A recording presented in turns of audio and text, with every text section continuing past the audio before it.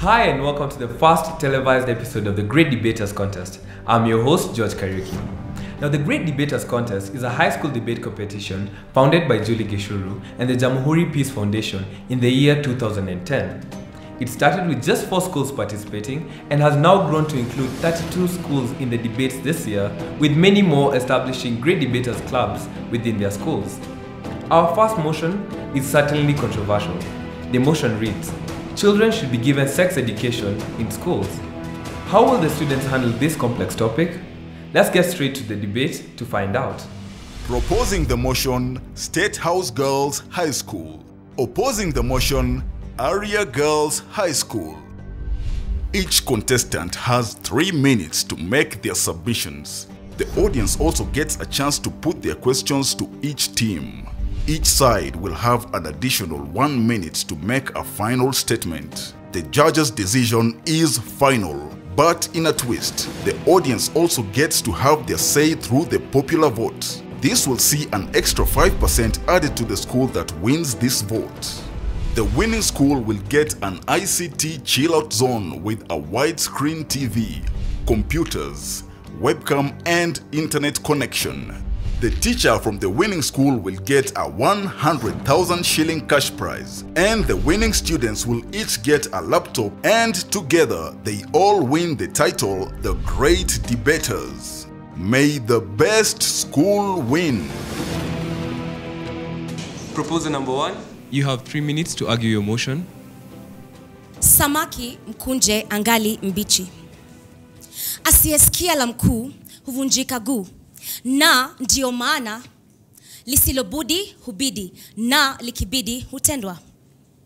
Taking my quotations from the cream of wisdom of the early gurus of Swahili.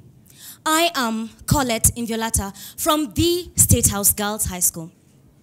The reason why I quoted those quotes earlier on is to show you the necessity of education in the society, and in this case, sexual education. Sexual education refers to instructions relating on human sexuality. That includes birth control methods. It also includes abstinence, human anatomy, anatomical structures, and all that. No wonder I am of the humble opinion that sex education should be taught in our schools. This is because it helps to regulate the poverty index in the society.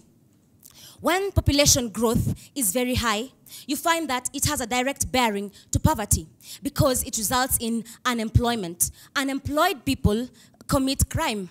And you see, this is because they have been pushed to steal due to their poverty. How about if you embrace sex education? You are taught about the use of contraceptives, use of condoms, and all that family planning method that embrace keeping of small families. And when families are small, population growth rate is slow, and therefore poverty index is regulated. Another benefit of embracing sexual education in schools is that it helps one to have a bargaining power. Nobody can just lure you into doing something because you have sexual education. Like for example, when somebody tells you, you can use this family planning pills, contraceptives when you're as early as 14 and all that, but sex education will teach you that these things have a negative impact on your health. Someone who has not been taught on sex education cannot be able to tell that contraceptives have a direct bearing to causing detrimental effects to your health. Therefore, we actually need sexual education. Another benefit of sexual education in high schools is that it enables the students who are taught to be able to dispel the myths that are associated with sex and sexual intercourse. Most of you have been told funny ideas about sex and sexual intercourse, and these are dispelled by getting them clarified through sexual education. Thank you.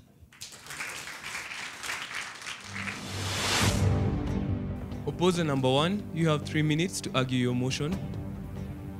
Hello everyone, my name is Fatma Hassan and I'm from Arya Girls Secondary School, and I'm here to oppose the motion that says children should be taught sexual education in schools.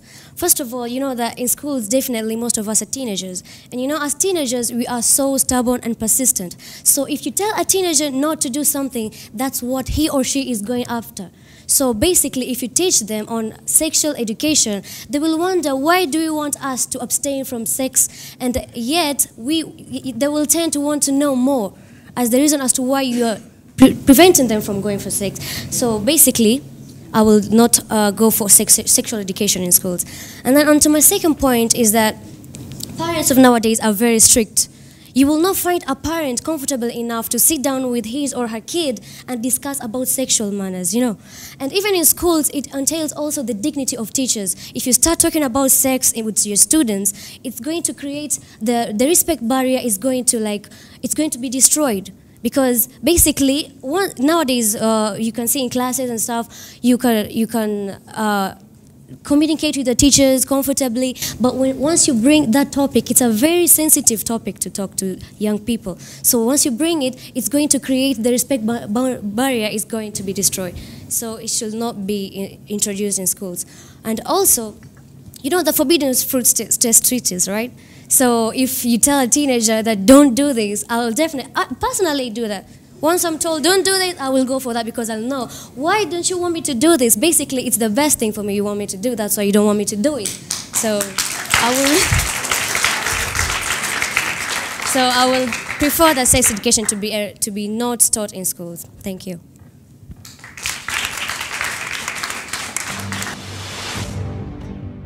Proposer number 2, you have 3 minutes to argue your motion.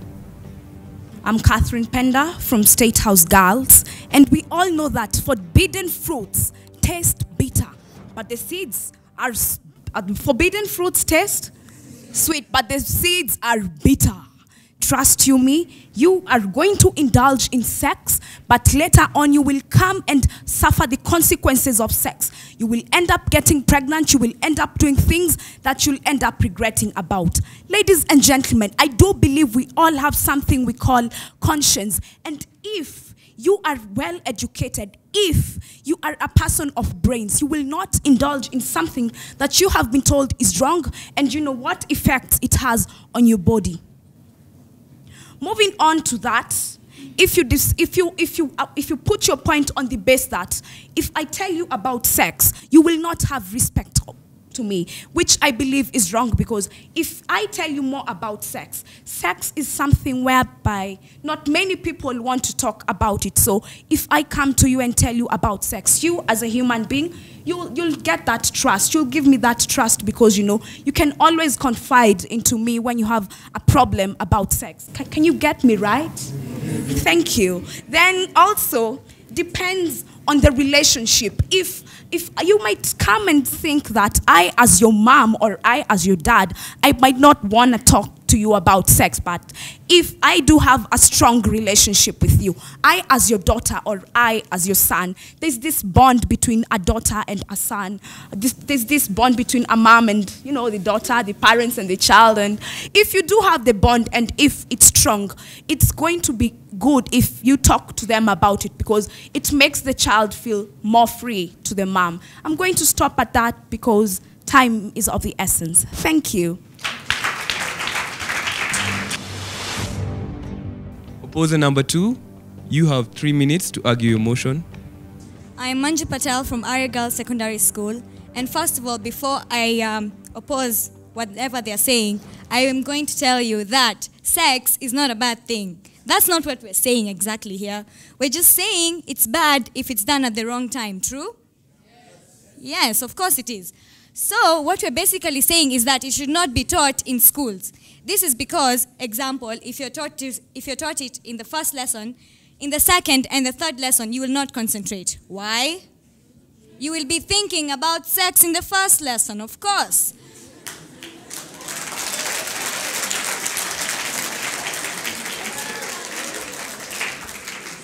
Secondly, someone you trust, someone you love, someone who loves you should be the one to tell you about sex.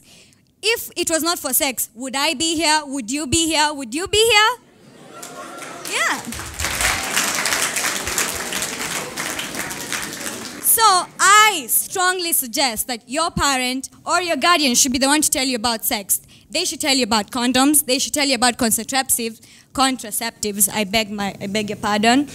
It's the, inheritance. So I'm saying your parents should be the one to tell you, not your teachers. If your English teacher or let's say your health teacher tells you about sex, you will look at them and go like, oh my God, who taught you this? So I'm just telling you, you should cross the border. It's the safest place. We did not go to school to learn about sex. We went to learn physics, biology, and all the other subjects, not sex. Thank you.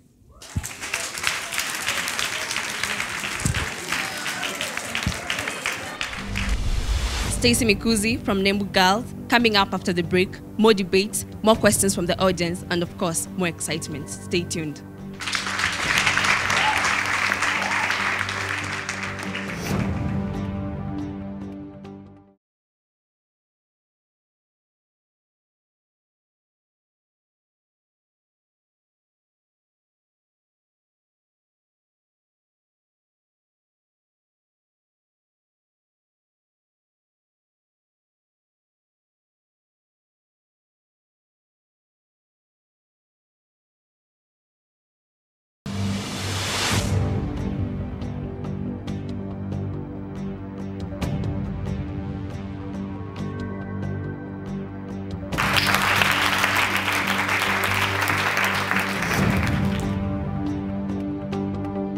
The motion states about introducing sex education in schools.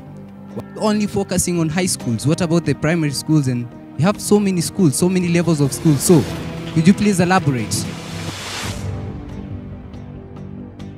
I have a question to the opposer. Now that you've said sex education should not be taught in schools, and the second speaker said parents. Apparently in our current society, parents spend little time with us students. So I have a question. Give other suggestions on how you think it should be done instead of sex education in schools.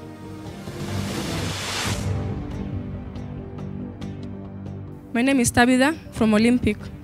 My question goes to the opposers. They've talked about biology in schools. We should not learn about sex education, but we should learn subjects like biology. Don't you think biology also covers part of sex education? Proposer number 3, this is your opportunity to answer the questions. You have 3 minutes. I'll start with the second question. The motion states that children should be given sex education in schools, not only in high schools, but generally in schools. Because generally statistics say that these days, due to the excessive chemicals we consume, the adolescent state starts at an early age. Therefore, we strongly feel that sex education should be given in school so that the children may be made aware of the dangers and also how the sex education is going to help them in their lives. On to the first question. My teacher told me a story that in one of the high schools, there was increasing sexual activity whenever people went for their functions. And then one of the teachers just had to come and show them a clip on how different STDs, their effects, and how people who are suffering from them look like. And that was enough to make the students from that school stop whatever they were doing. It was through that sexual education they came to know the disadvantages. Because generally, if we're talking amongst ourselves, we rarely tell about the negative effects. We just say that, oh, sex is like this, sex is like that. But it is through sex education that we are going to know the disadvantages and even how to counteract the effects that come with indulging in sexual activities at an early age. And Lastly, I strongly feel that sex education should be taught in schools because it is through sex education we are going to know how to take care of ourselves. Like, for example, the general reproductive health, how to take care of our bodies, how to wash ourselves so that you can avoid future ailments. Like, for example, cervical cancer. It is becoming a major problem in Kenya, and it is through sex education in schools we are going to know how to counteract that. Thank you. Opposer number 3. Time to answer your questions. You have 3 minutes. My name is Naima. I'm from Arya Girls. First, I would like to answer your questions on, apart from teachers and parents who can educate you about sexual education, you have a best friend, don't you? We all share secrets with best friends, and I'm sure she's the right person to tell you because you're so comfortable with her. And I don't mean any friend, I mean your best friend. As in real sense, when you have a boyfriend, the first person to know about it is your best friend, isn't it? So why can't you talk to her about sex? It's not something bad, and I'm sure your friend knows a lot about it. Coming to the next question, which was? Yeah, biology. Biology teaches sex. It doesn't go into much deeper sex. It only teaches you the basics.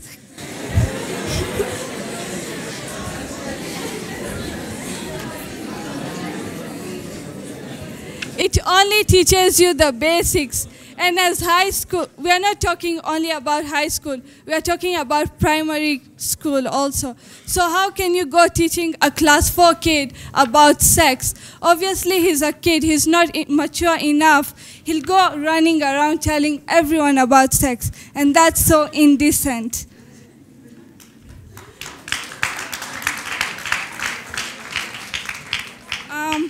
Lastly, I would like to add that sometimes exposing sex is against some religious and moral supports.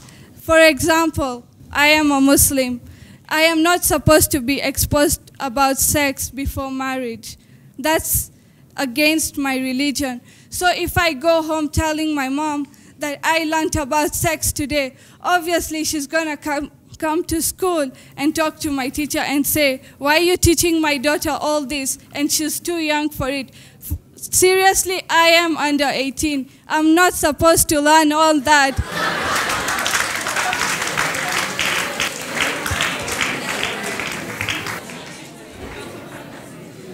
I know it's okay for you to have sex, but not now. And learning about sex right now is not good. You can learn it in college and university levels because you're mature enough to understand everything. Like my colleague said, you're going to run, as in you're told not to do this, you're going to go around doing it. For example, when we were kids, we were told chocolates are bad, but still, did we stop? Instead, we liked chocolates more than anything else, isn't it? Thank you.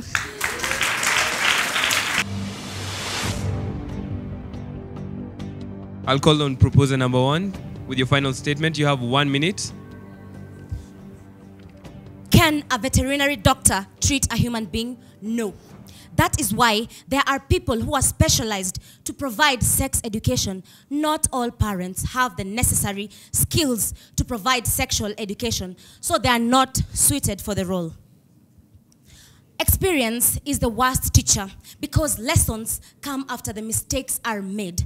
If we do not equip you with the necessary skills to combat the dangers of irresponsible sexual behavior, you will learn when it is too late. You are claiming that the Muslim religion does not talk about sexual behavior. In my previous definition of sexual education, I said it also involves teaching on emotional relations. The Muslims realized about the emotional relationships of human beings, and that is why ladies are covered up respectfully the way they are. Isn't that part of sex education?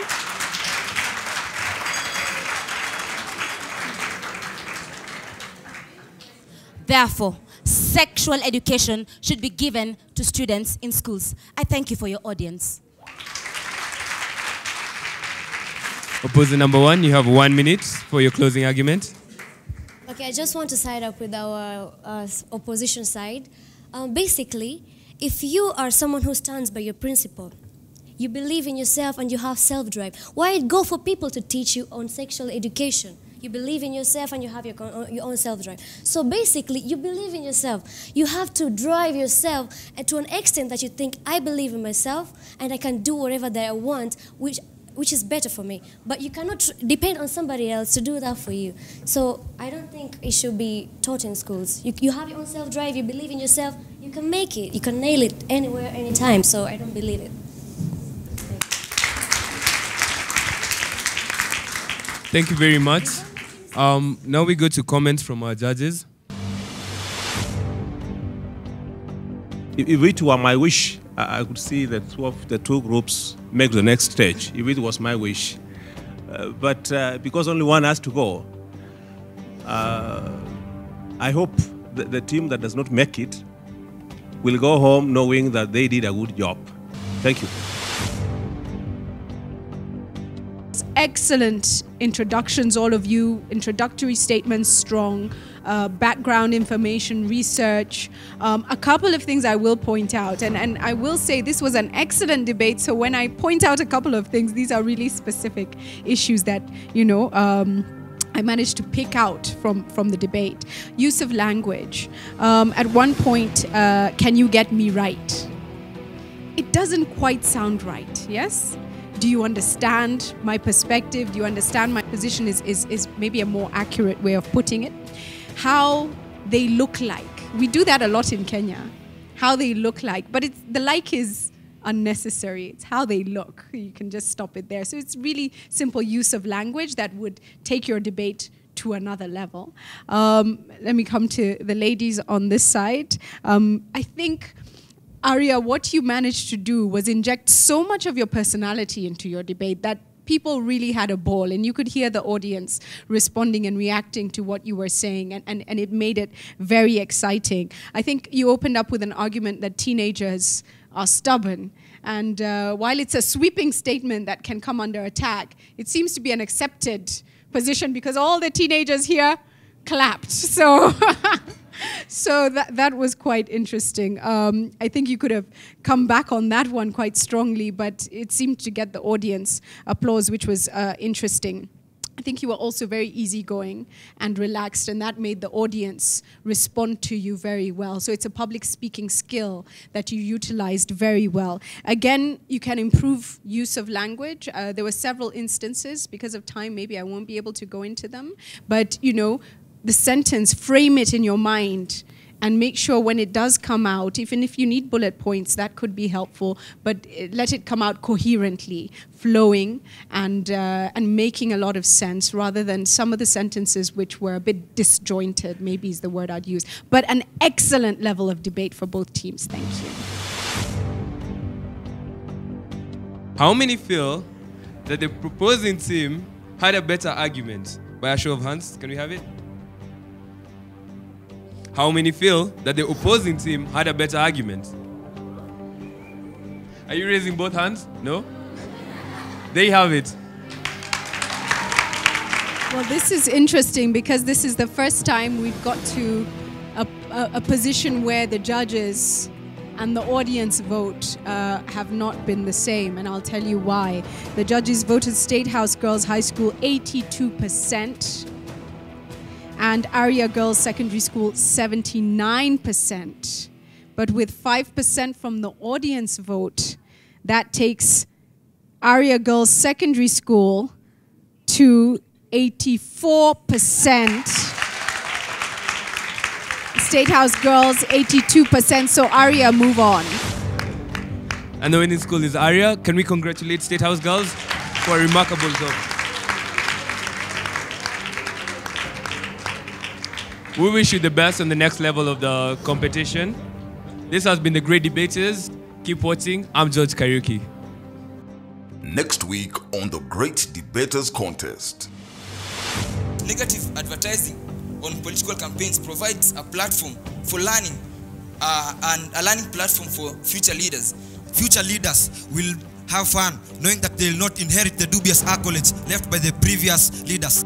The winning school will get an ICT chill-out zone with a widescreen TV, computers, webcam and internet connection.